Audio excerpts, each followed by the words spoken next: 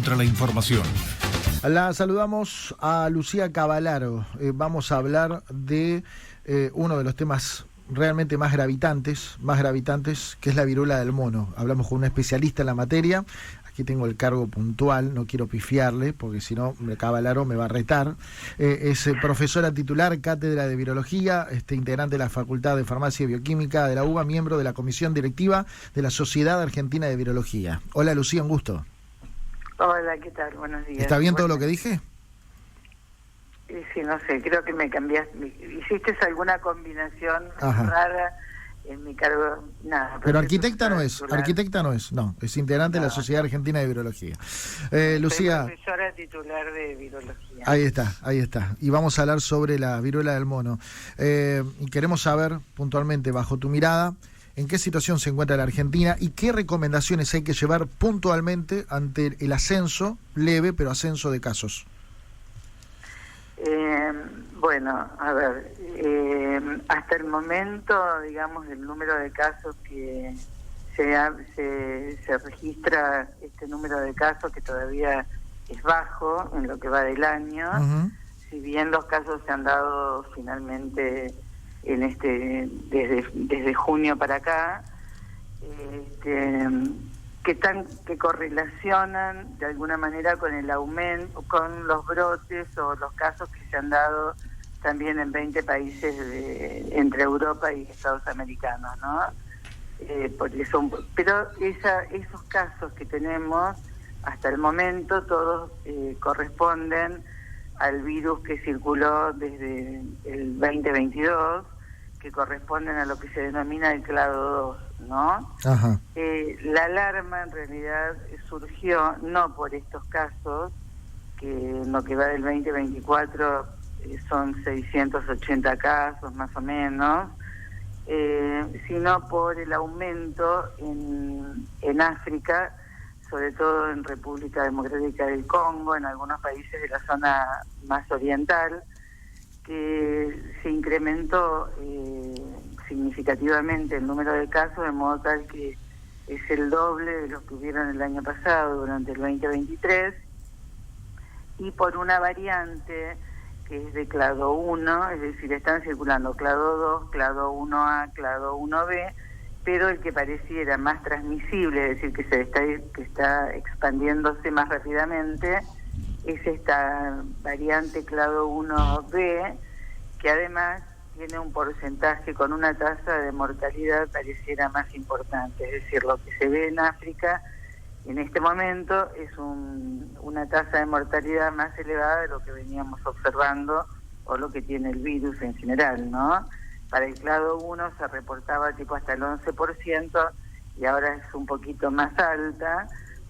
Habrá que ver cómo viene esto, entonces se larga el alerta internacional para que se tenga en cuenta de que hay un virus que puede ser más transmisible, que puede tener una tasa de mortalidad más elevada, pero en la Argentina hasta el momento el número de casos que tenemos es menor que el que hubo en el 2023. ¿No?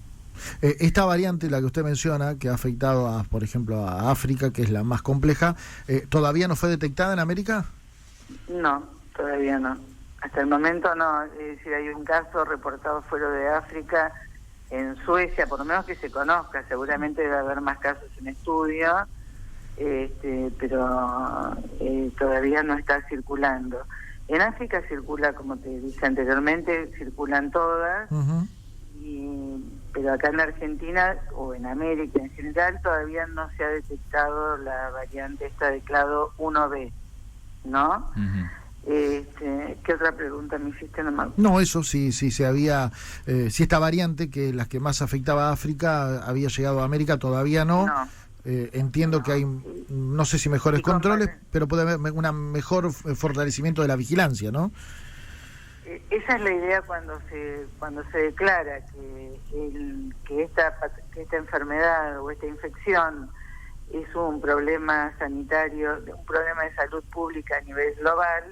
La idea es esa, ¿no? Alertar tanto al sistema sanitario como a los individuos que el virus está circulando, que no nos olvidemos, y que cuando veamos alguna lesión que pueda ser compatible o haya una sospecha de contacto con un caso sospechoso o confirmado, que bueno, que se pueda pensar en que puede ser una infección de este tipo.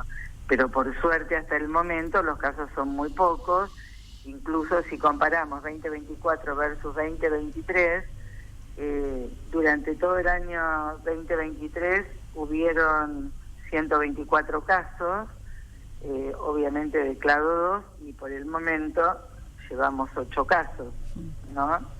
Y estamos en agosto. Entonces, simplemente que, bueno, está el alerta porque esta variante de clado 1 podría ser más transmisible, y entonces hay que estar preparado desde todos los ángulos, digamos, ¿no? Los síntomas de esta viruela, que es, bueno, en realidad de esta variante, ¿son los mismos que de la viruela normal? Es decir, el mismo sarpullido, ¿esos síntomas los vamos a ver igual? No es un sarpullido, sino, a ver, lo que se está reportando que son con lesiones, sobre todo en la zona perianal o perigenital, y también puede haber en cualquier otra parte del cuerpo, ¿no? La sintomatología todavía no hay como ninguna cosa que tampoco está descrito de que sea más patógena esta variante que las variantes anteriores. A veces hay que tener en cuenta como todo el contexto también, ¿no? Es más transmisible aparentemente y por eso se ha diseminado rápidamente, pero la tasa de mortalidad puede tener que ver con otras situaciones. Fundamentalmente hay un detalle que es como que el mayor número de casos se ha dado en jóvenes, en niños y jóvenes hasta 15 años, menores de 15, pero bueno, después cuando uno profundiza un poquito, esa población, sobre todo la más afectada, ha sido chicos que están hacinados en campos de refugiados, ¿viste?, sometidos en situaciones de guerra, de malnutrición, de otras infecciones como malaria, por ejemplo, cólera. Es decir, hay que ver el contexto, como que todavía no hay como una caracterización o una definición de que esta variante pueda ser más patogénica que las anteriores. Inmediatamente cuando aparece todo esto, nos viene a la mente el COVID, la pandemia y demás. ¿Cuán lejos estábamos de toda esa situación, Lucía? Son dos infecciones totalmente distintas.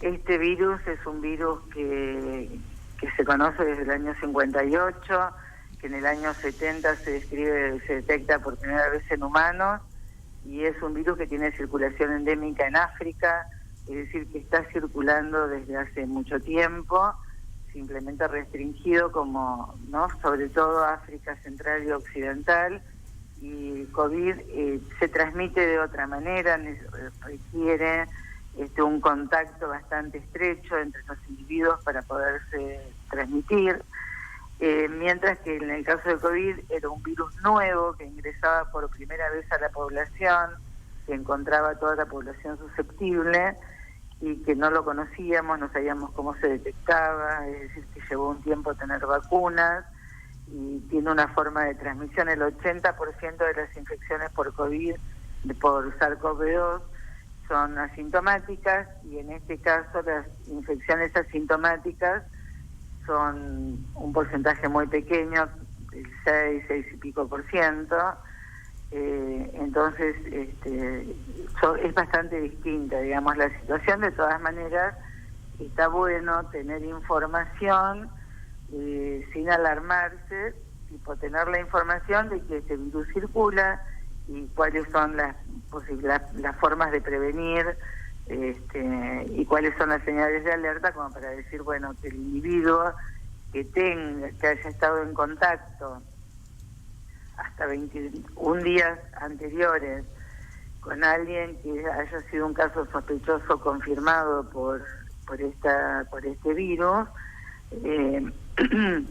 bueno, pueda acudir a la consulta o estar alerta que si aparece alguno de los síntomas, pueda acudir al sistema al sistema de salud, ¿no? Claro, claro. Hoy por hoy, ¿hay algún foco, Lucía, principal? Digo, son pocos los casos, pero también hay varios que están en investigación. ¿En Cava y en la provincia de Buenos Aires son las regiones más, entre comillas, afectadas o bueno, donde hay el foco? Son más densamente pobladas, hay mayor tráfico de personas, Sí, sí. O, viste, la gente viaja o recibe, también llega más gente, qué sé yo, siempre ha sido como que en Ciudad de Buenos Aires ha habido más casos y en provincia de Buenos Aires en general, pero en Ciudad de Buenos Aires podríamos decir que donde mayor número de casos. No, yo no estoy en condiciones de decirte eso, además con este número es imposible. Sí, todavía es, ojalá que siga siendo. Lo que te digo es que además los casos que hay son de la variante anterior, de clado 2, ¿no? Que es también lo que está circulando en todos estos casos que te digo que existen, son todos a expensas de la variante de clado 2, excepto un caso que apareció en Suecia o varios de los casos que hay en África en este momento. Entiendo. Doctora, una última. A la persona que se contagia, ¿qué tipo de medicación recibe?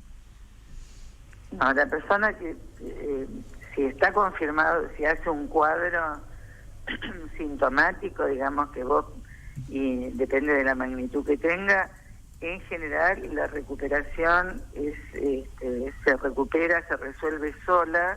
La infección en la mayoría de los casos es un tratamiento más bien de soporte, como decir, bueno, mantener al paciente hidratado cuando tiene las pústulas o cuando tiene la erupción cutánea, que suelen ser dolorosas, o llagas en las mucosas.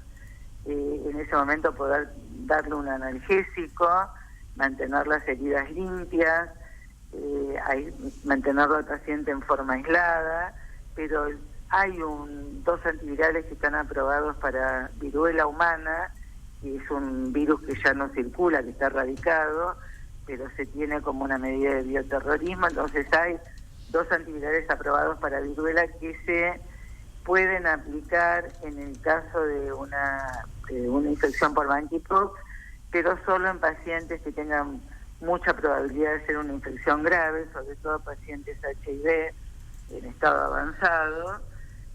Y vacunas lo mismo, o sea, las vacunas, existen vacunas para la viruela que dan protección cruzada con monkeypox, con este virus de la viruela del mono, pero hay una producción muy restringida. Precisamente la declaración de emergencia tiende también a flexibilizar y hacer que los laboratorios productores puedan aumentar su producción, pero está pensado siempre para lugares de brotes, para vacunar en anillo, para una vacunación racional y no para hacer una vacunación a toda la población. Queda claro. Es importante tener en cuenta que la mayoría de las infecciones cursan con cuadro leve o moderado y que resuelven, sí llevan tiempo porque tienen una evolución de 3 a 4 semanas, y hasta que todas las lesiones no estén perfectamente curadas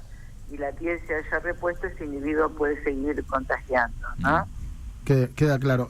¿Fiebre, por ejemplo, suele agarrar este tipo de padecimiento, de trastorno? La sintomatología es temperatura mayor de 38,5, dolor de cabeza, dolores musculares, decaimiento, inflamación de ganglios. Por eso a veces le dicen como un síndrome parecido a una gripe, sí. Pero mucho dolor de espalda, dolores, lo que le llaman proctitis, que sería como un dolor en la zona anal y genital, sobre todo si ha sido contraído por transmisión sexual. Y después de aproximadamente 3 días de esa sintomatología, o de por lo menos de 1 o 2 de esos síntomas, aparece la erupción cutánea, que empieza como una mancha roja, luego se pone como elevada, luego se llena de líquido y es una vesícula, posterior tiene pus, es una pústula, y luego aparece como una costra en el caso que sea en piel, y esa etapa de costra es una etapa donde pica, duele, hay que tratar de no tocarla, como para que no se lesione y no quede una cicatriz, que eso sí es una secuela importante.